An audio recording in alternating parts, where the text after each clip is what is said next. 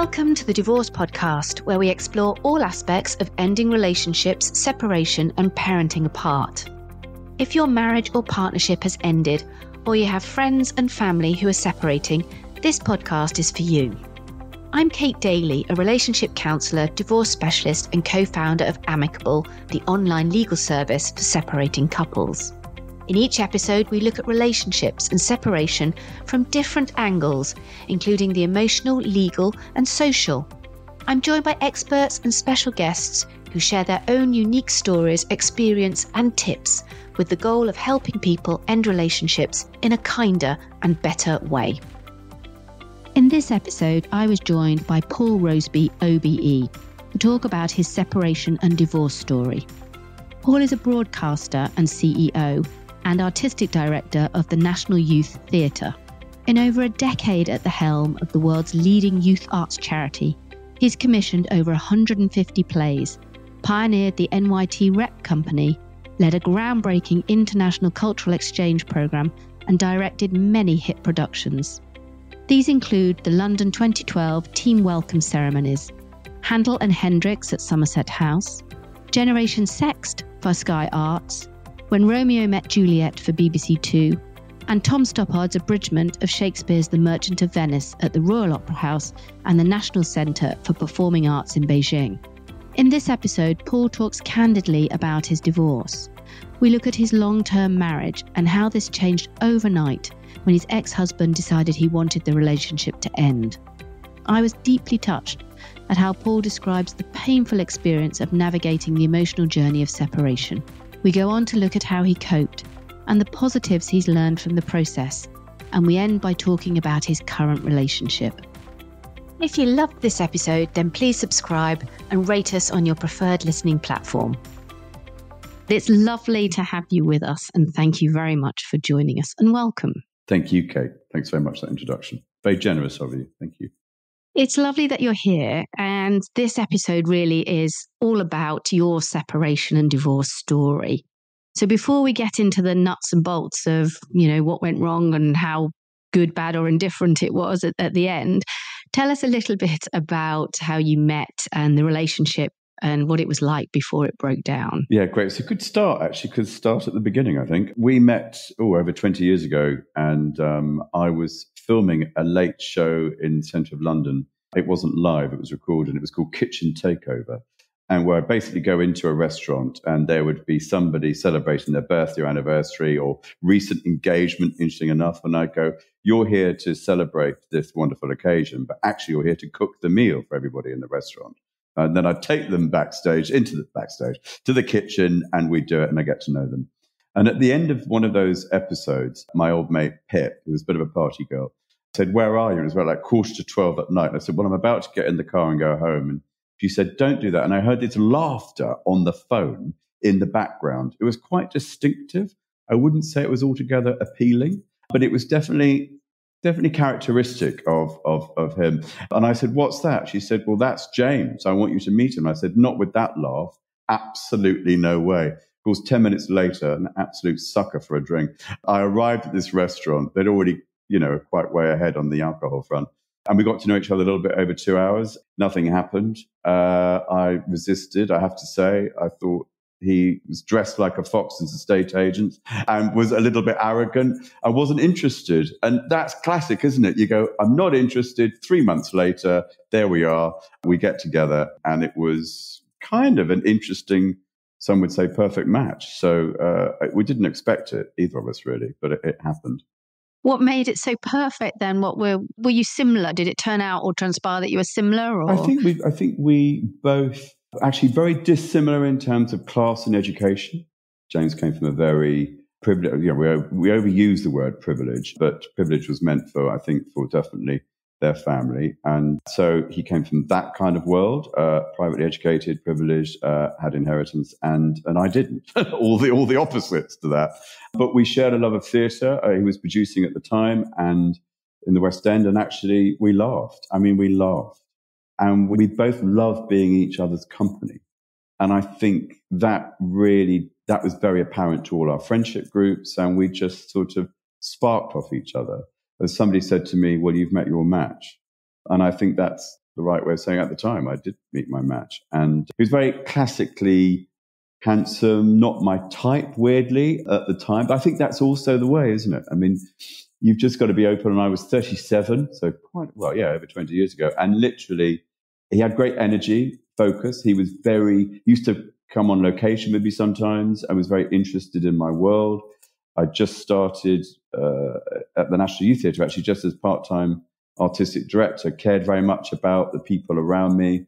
My family loved him. He loved my family. What is not to like? Really great. And I resisted. I did resist. I was sort of moving in by stealth in a way, living together by stealth, as a very old friend of mine used to say, just get on with it. What are you worried about? But I think I fiercely protected always my independence. And I'd got a life and a lifestyle in Shoreditch, in a place called Hoxton, in Hoxton Square, which I was very proud of. I'd worked very hard. I, came from nothing and got something to be proud of. So I was very protective of that domestic environment. And it took a while for me to sort of give that up. But I gladly did. And I realized that I loved him very, very much. And I sort of was pleasantly surprised. He wasn't as arrogant as I first thought, although at times he still looked like a Foxton's estate agent. So he did change his style. The pinstripe suit soon came off. But I sort of, it was great. It was great. It was really brilliant. And it was very happy. I think it's really interesting when you describe such a lovely relationship. The people that tend to listen to the podcast are people who are at the point of relationship breakdown, but it's always really good to remember that you fell in love with somebody. So when you're in this process, it's kind of important to remember that at one point there was something there, and that doesn't need to, because it's ended, it doesn't need to undermine or denigrate the whole relationship. I sometimes think people struggle a little bit to, when things are good, they struggle a little bit to justify divorcing or separating. But sometimes things come to an end, don't they? Well, they do. And cliche, all good things come to an end, but everything does come to an end. And whether you're in control of it or not is the other thing. And I suppose, we very much had similar egos in one way. I mean, I was very much front of the camera or on stage talking and stuff like that. And James wasn't that. But his ego was pretty gregarious like mine, sort of a party, what I call a party ego, loved to be in a social event. And so we were a great match publicly, and privately, we just talked. And I think that sense of communication and trust is key to any marriage, and communication and trust is key to any divorce as well. I'm not saying that that's what happened, and you don't really get to know somebody until you divorce them. It's true. Yes. I mean, you really don't. Everybody's great until there's a crisis, and then you really get to know the mettle of people. And but I think you should, no matter what pain somebody's going through listening to this right now, and I'm very happy to share the kind of pain that I went through, it doesn't negate the joy of what happened. You should always hang on to the reason why you met and why you were together. And also, post-analyze it and go, why was I attracted to this glorious, beautiful ego? Why was I walking towards the light like that when I could have been walking towards somebody else that might not have treated me quite in the same way towards the end? We make our choices, and you have to accept that, and you can't change it. You can't change any of the past, but you can still work on the present, and you can still absolutely change the future. And that's your power, not somebody else's. I guess you can change how you frame it in your own mind, can't you? And it doesn't have to be a disaster or a horror story. And I think that's the point of the podcast, is to try and put out there a narrative and a framework for people just to make meaning from what's happened without having to tear themselves or the other person apart. And that allows you to move on. And as you say, to think about why you made those choices and how you might make different choices presented with a similar situation again, I guess. Yes, no, I think that's absolutely right. And I could tell you two versions today. I could tell you the acceptable one, the framed one, or I could tell you, roll up your sleeves, warts and all one. And there were times that it was difficult, and there were times where we jarred, and there were times when, we clashed. And there were certainly times that were desperately unhappy towards the end because of the divorce. But I think, it's the 3G. I call it 3Gs. It's grief, it's grit, and it's gratitude. And you can't, each one is a pillar and important. Grief is horrendous, and we live through it for many, many reasons, but divorce is also grief. You need a bit of grit and resilience to get you through the day every day. And gratitude is how you retrospectively frame it, I think. Gratitude for the love, for somebody in your life that gave you happiness. And don't let everything else upstage it. Don't let everything else get in the way. Yeah, exactly.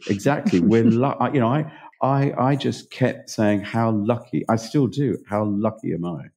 And if you're lucky enough to live to my age or older, you're going to get some crap in your life.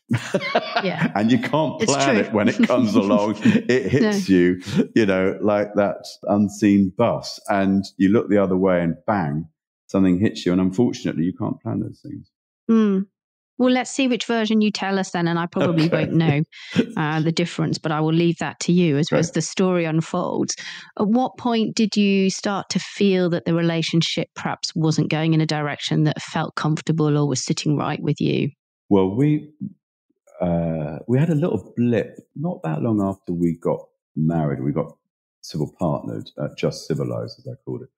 And about a couple of years, 3 years down the line, we sort of hit a bit of slight aggression and slight sort of angstiness. And I was always very busy. I was always very focused on my role and my roles and my work. James, with his background, didn't need to be so focused on a day-to-day basis. And sometimes there's tension there as a result. Somebody has more space than somebody else, has more time than somebody else, therefore perceptively more joy than somebody else. There's an imbalance. So the moments with that were clear. But then we sort of picked it up and went a bit of therapy, and it was all great. And the line to me was never take your ring off ever again. So I kept my ring on and believed it. I believed it. And I didn't really see it coming. I didn't see that truck of a bus come. I felt that he was being more distracted, more, he was going down a path that a choice of social groups that weren't necessarily involving me. You could, on the face of it, look like somebody was, maybe potentially, is he seeing somebody? But he wasn't. He was completely faithful. And of course, you never know. But I think he had every reason to tell me. There was nothing to hide at that late stage, And I was completely faithful as well. We were very, very faithful to each other. So it came as a bit of a shock. In fact, actually, the day it kind of happened, I was thinking about renewing our vows and talked to somebody about it in a different location to this country. And we had an asset somewhere else, somewhere in Portugal. And we met somebody who was a celebrant. There was a friend who was also trained to be a celebrant. I thought, oh, great. When there was some mess around this place, there was a lot of legal issues, which was partly, obviously, fueling our tension, to say the least. But I really thought we were good. And then that evening I was told that we weren't. And that was it. It really was. That was it. There was no debate. There was no question. I don't want to be married to you anymore. And flying back to the UK, I thought, I need to leave my job. I need to save our marriage. I need to do something to make this okay. What can I do to fix it? But I saw a reaction that just wasn't, I just knew it was over. Right. So the shutters had almost come down from James's side, you mean? He was delivering a verdict rather than inviting a conversation. There was no conversation. Yeah. There was no conversation after that at all. There was no hope within the marriage. It was done. I said, let's go to therapy. He said, well, I'm not going to change my mind. James is somebody that would often be like that. So characteristically, I believed him. It wasn't like, I'd never seen you like this. And the choices he was making in his life, in his world, were very different to mine. And he got involved with some interesting, what you could call on paper, cults, but it sounds very dramatic, but, joined group. He always was very much on the looking for a spiritual kind of interaction, a spiritual way out, a spiritual plane outside of the day-to-day.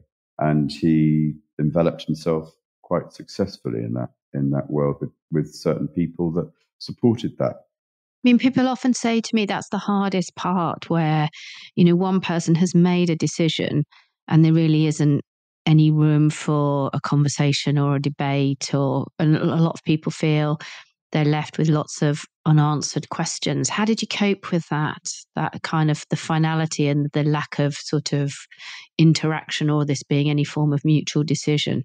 Well, I found it's a good question because at times I still don't. I still question it and I go, why didn't I dig into it a bit more? I went into absolute shock mode, panic mode, where I'm pretty good in a crisis. I'm good when we've hit the rocks, in this organization and others. And I used to do live television. There's this thing that kicks in, which is the performer in you that goes, it's going to be okay and I'm going to make it okay. And we're going to go to the commercial break. And by then it was going to be happy. It's literally the performer. It's that in me that just goes, well, mate, it's okay. And I will make this as easy as possible. And I'm in part denying it, but in other parts accepting this is how I'm going to make it okay. I wasn't angry. I was desperately upset, desperately hurt. That sort of thing like the silent crime, the silent crime, which is those inner screams that to give it voice, to give that scream voice, is to diminish its power. It's that painful. The pain was that strong. The bleak choices in my head were that difficult that I just kept on the surface, everything all okay. And so my instinct was to survive. It wasn't to dive, so I didn't dive into it emotionally with him. I didn't question. I made it all okay. And living in the house together during that period of time, I thought was the only option. And because I didn't want my world to completely crumble, to completely go. So I look back and I go, what a shame we just didn't talk more about what the real problems were. I mean, there were things he said that I reminded him 6 months later, and he said, I don't even remember saying it. He said, I said, well, that is what we said. But, I think that's inevitable. We're both in some kind of shock. One punches, the other one tries to avoid it. He threw the punch and I tried to avoid it. And at times we do it with laughter, but sometimes laughter just hides the cracks, doesn't it? And I think my default is that. But I was running this organization. It was during COVID in the end. COVID happened. My mum had just died. My dad was about to die. When I talk about grief, I was bookended with the obvious grief of losing my parents and also in between losing what I thought was forever, was my marriage, which I completely believe. So I wish we could have the conversation now. I think probably the answers would have been different then to now, and maybe in 5 years' time, different again. Do you wish that you could have the conversation now then? Do you still feel that would somehow resolve things for you or would put you in a better place now? Well, I suppose in one way I am in a good place now because I have done therapy post moving out and the divorce going through to try and find my balance around living with grief and disappointment and rejection and all those things. And I think the fear of loss is always very palpable with me because I was brought up around loss. So it triggers all those things, the word trigger and trauma and all those things. It was very there. But I am in a much better place. Is there that little voice that goes, why didn't I? What if? Yeah, you bet. Yeah, you bet. In lots of ways, in lots of ways. Could I have done it better? Could I have done it differently? You bet and you bet. I think that goes for all of us, doesn't it? We continually relive those experiences and wonder if only I had said, done, behaved, insert your behaviour or word choice kind of thing. And I think, I'd like to think I did it with humility as well. I mean, I certainly found I was incredibly humbled, put it that way. When you're living a brilliant life and you're living the dream and then the dream is broken, then you just become more humbled. I mean, you just have to. And I learned so much about myself. And I tried to then go back to where I was before I met him and before the promises and the glory came thick and fast. I thought, well, who was I before? Hang on a minute. I was somebody that somebody like him wanted to be with. So I'm still that person, and this is ridiculous. I've got to retain my identity again and be proud of who I am and what I've achieved. But you feel, rejection kills all elements of you at times, and you feel that it's just enough to get through the day. And so, but it sounds like that's a fundamental part of the divorce journey from your perspective, is that search for self-identity and reconnecting with that. I think you're right. I don't think it ever goes away. It's there always, isn't it? But sometimes when you're in a relationship, that sense of self can get masked by the sense of the couple, can't it? And the performance as a couple, as you sort of mentioned earlier. Yeah, successful couple. We used to hold great parties. Yes. We were very much adored. We were great with family, friends. There was all this big thing. It was but yes. Yeah, of course. You sort of clicking, aren't you? You do, and you think this really works. And of course, that's just one element of being a successful couple. So yeah, and I think it's interesting around divorce where I didn't know any other gay couple that were divorced or getting divorced. And so our reference point, bearing in mind that I didn't ever imagine that I, as a gay man, would get married, because legally you weren't allowed to. You weren't, when I was growing up at school, you weren't even allowed to talk about it. It was illegal, thanks to something called Section 28. Teachers weren't allowed to talk about it because it was deemed to be promoting homosexuality. Yeah. So, it's kind of like with divorce now. We're not allowed to talk about a positive divorce lest we be seen to be promoting divorce. It's ridiculous, right. It's isn't it? These things. It's crazy. That's right. It's mad. It is. Yeah. So we're all self-censoring. We're all censored ourselves. We're all living with fear of ourselves. And I suppose what you can call maybe is internalized homophobia, in a way where you think, oh my God, I'm now parallel. I'm equal to other people. I couldn't have dreamt of such equality when I was growing up or in my 20s. I couldn't have dreamt of it. And then it happens. But then when the other side of that happens, and, our world, lots of everybody we know, every other person or 1 in 3 people get divorced, it's pretty commonplace. But actually gay marriage was still pretty new. Parenting in a gay union, in a lesbian union, is pretty new. So all these things are new, but what about the broken part of it? Well, that's even more new, so I felt very unsure of what process I could adopt, given there were no cultural references in my immediate friendship group about that, or actually wider than that. It was still pretty rare. And so it's a hard-fought right, is there not also that sense of guilt as well? You've worked and fought to have the equal opportunity to then have a marriage breakdown and be divorced. I don't know whether that brings an additional pressure to you as a gay man. Absolutely right. I felt completely and utterly guilty. I felt I'd failed. I felt I'd let myself down, my friends, my family down. I'd certainly let myself down. I felt guilt all the way. And for something that I wasn't sure of what I'd done or not done, but I still felt immense guilt and therefore responsibility to try and make it all okay. And you default to being a lesser human. You default to your characteristic of going, I should just be lucky that I'm in the room. We all fight for equality in every way. We fight for, gender, obviously race, and obviously in terms of financial. But when you've been brought up in a world where you don't have that, you default to what you know best, which is actually an apologetic, broken self going, I don't deserve this. And guilt fuels that completely and utterly. It really does. I was quite surprised at that. I'm really good at fighting for other people's battles. I was a bit crap at fighting my own. And I didn't really want to. I was in shock. I was upset. This is the worst thing about divorce, isn't it? No matter what your background is, if you are feeling the pain, then you have to fight for your value as well, which is a tough time to do it. You can successfully fight for your value when you're feeling good about yourself.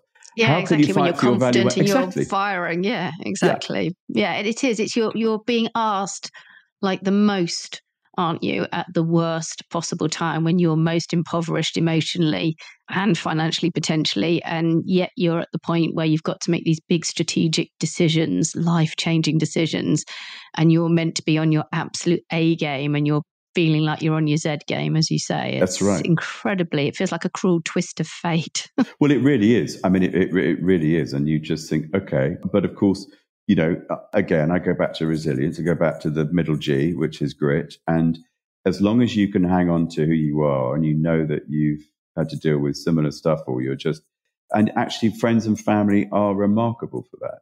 And actually just control the things you can control when the worst things happen to you. Just the little things you can do make all the difference.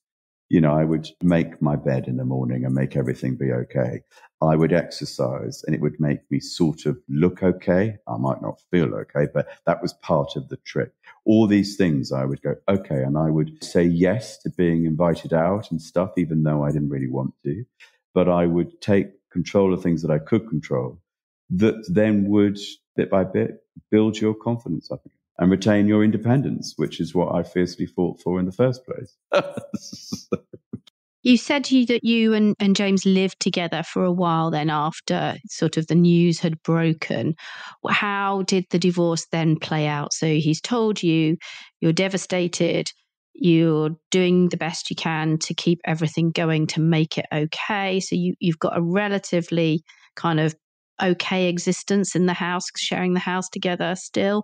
What was the next stage of that journey? When did the legal process start and the decisions to who's going to move out and what's going to happen? What was the unfolding? Well, I mean, it felt like I was living on borrowed time, minute by minute and day by day. I mean, I would look around the house, I'd look around our life, and I'd count.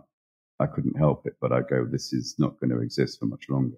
So it felt very clear to me that the world that I felt that we'd built together was going to be taken away from me. And, I talked a little bit about privilege. Well, the one thing I've learned is that there is no equality when you marry somebody who's much wealthier. And I know the law is there to protect you, but the reality is something very different. And I think that I knew that. And so I loved being in his company. I liked still being there. I could not help but still love them. Love doesn't just disappear like that, so no matter how much pain and stuff. So there were elements. We had a dog, we had, all these sort of things. But bit by bit, I was saying goodbye to that life that we built together. And I was trying to work out, what the hell do I do and where do I go? And I was trying to work out my value.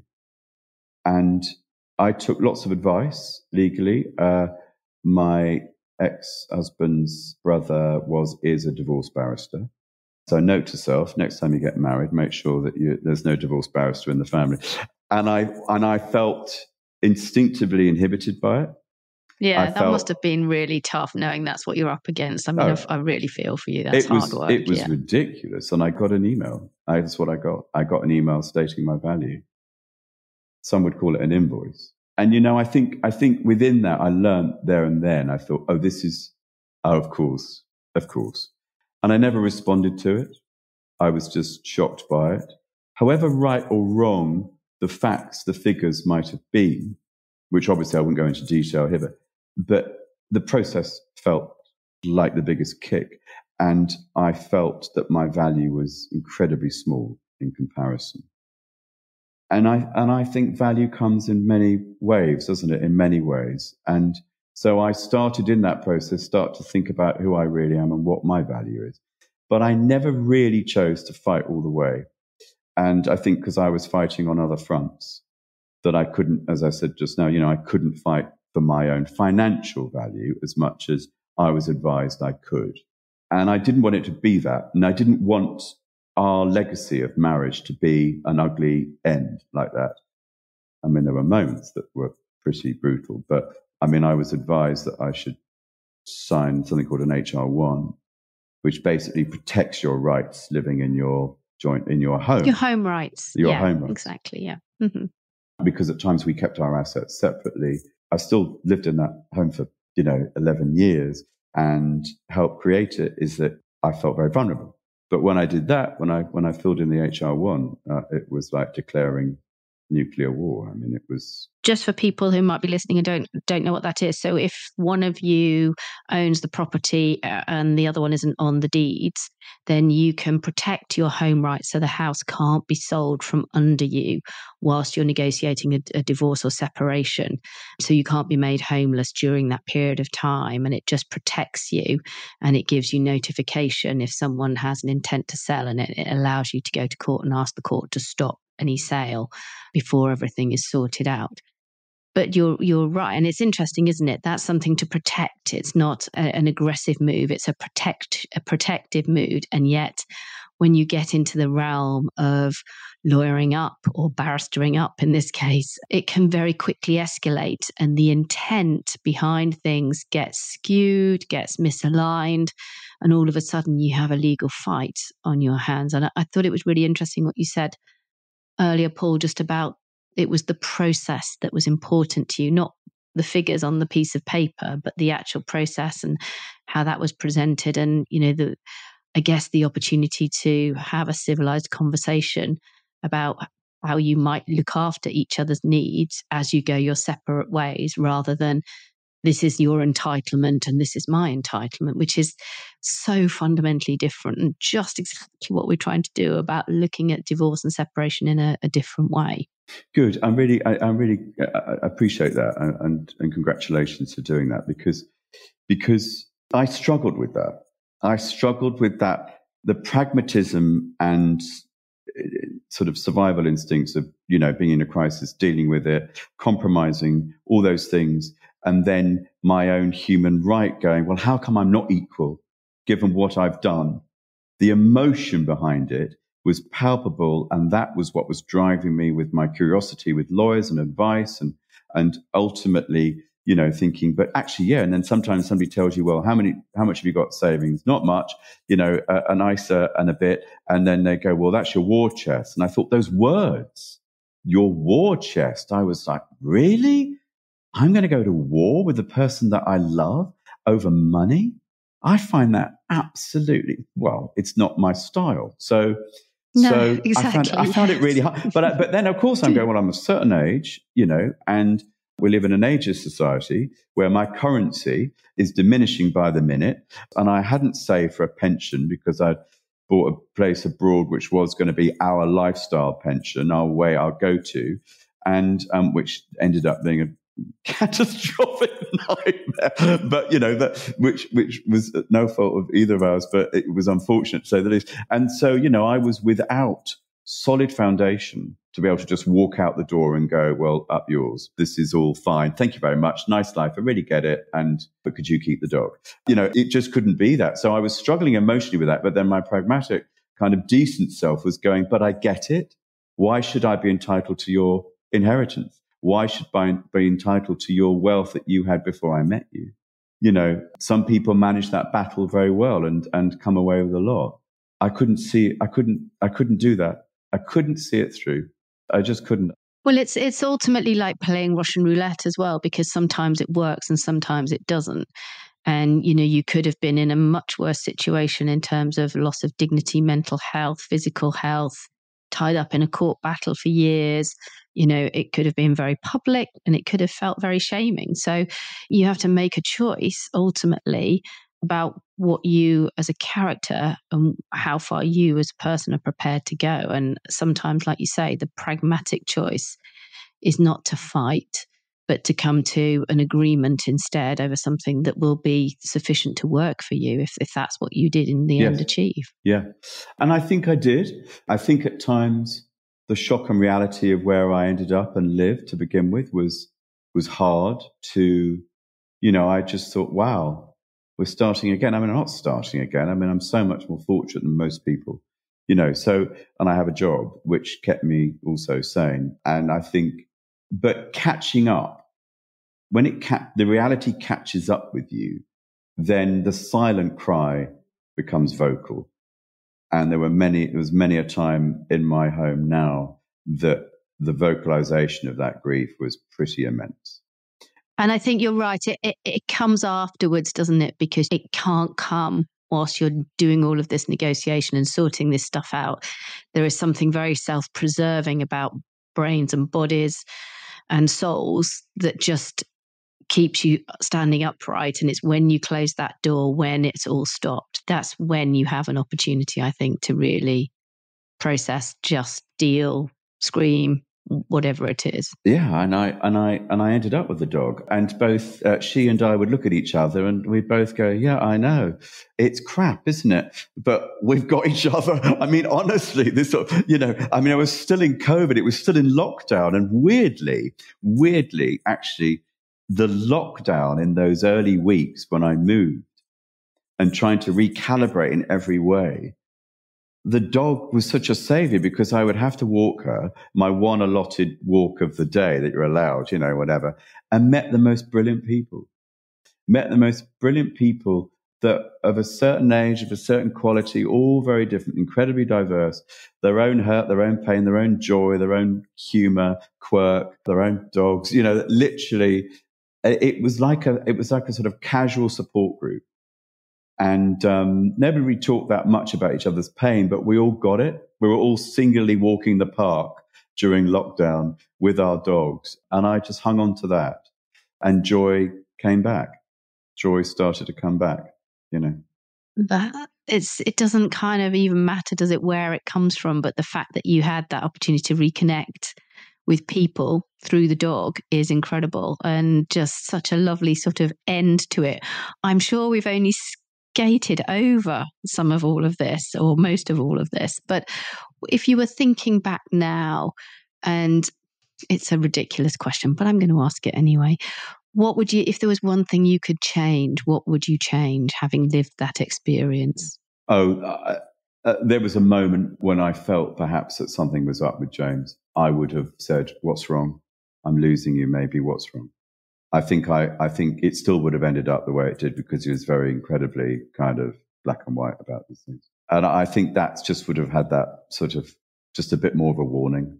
But actually, I can fantasize about being, a little bit sort of sharp and a bit this, and wish I said this, and wish I said that, or done that, or whatever.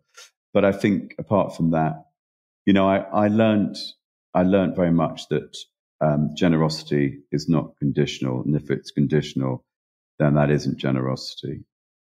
And I learned that, I'm afraid, the hard way. And I also learned actually value yourself more before anybody else starts valuing you.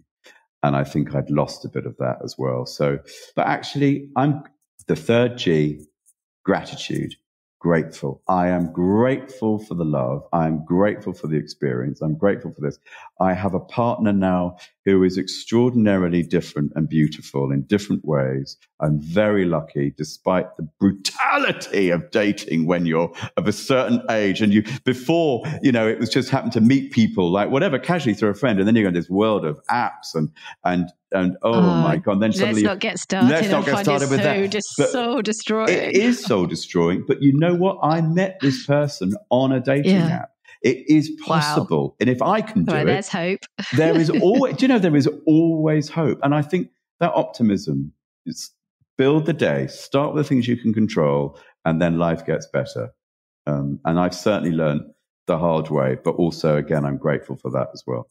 That's lovely. Well, this episode is going to be named the 3Gs, no question about it. But just finally, if there are people listening and they're perhaps not at the optimistic end of this journey quite yet, what would you say to them listening now in terms of how do they carry on? How do they hang on? Gosh, I really sympathize and empathize. And I know the loneliness that's there. And if you're living with somebody, you can feel the loneliest in your life if you're living with somebody that doesn't want to live with you anymore. If you can find it in your power to be kind despite everything, it will absolutely build you when you leave. It will absolutely give you that sense of achievement, regardless of the pain. Just try and still be kind. Remember who you are and remember why somebody wanted to be with you in the first place. And you're still that person. And absolutely, there is happiness and joy around the corner. It might just be quite a big corner. And just honestly, I just literally be kind to yourself. Literally be kind to yourself and love yourself, because it is the only thing you can do at that point. but it is the most powerful thing you can do. And I'm not living in a Gnostic land. I'm not literally with crystals around me and all that sort of thing, unlike the person that I left. And I find peace with truth and honesty about myself. And I think that's the best start is literally to listen to yourself and love yourself internally first. Don't forget to breathe. Breathe. Breathe, breathe, Yes. breathe, breathe, breathe. Well, that's a lovely note to end on. I'm conscious of time, and I guess that's all we're going to have time to chat now about. But it's been absolutely amazing talking to you. Thank you so much, Paul, for sharing your divorce journey with us and your story. It's been really inspiring, and I've really loved listening to it. So thank you. Where can people find out more about you? What are you up to at the moment? So I'm still in a job. I'm still at the National Youth Theatre. I love my job. I have an amazing company that I'm very proud to lead with the most brilliant team. So I run the National Youth Theatre of Great Britain, Northern Ireland. We have many shows on. There's a website. I have my own website, paulroseby.co.uk. Get in touch. I get back in the end. I'm just slow to respond, but I will get there. Anything I can do, it's great. And I was going to do a one-man show in Edinburgh called Dumped by a Druid. There you go. That gives it away. But I'm not doing it yet. But if I do, please come and say hello and we'll laugh together in the bar afterwards. Brilliant. That's wonderful. Thank you. Well, you can find me on LinkedIn if you have been inspired by this episode and want to send me some ideas for other guests, new guests, or you'd like to appear yourself. And you can hear more about new podcast episodes by subscribing for updates and visiting thedivorcepodcast.com, or you can download on your favorite listening platforms. If you're looking for help and support with a divorce or separation, then please visit the Amicable website, amicable.co.uk. Thank you very much indeed, Paul, for joining us. And thank you, everybody, for listening.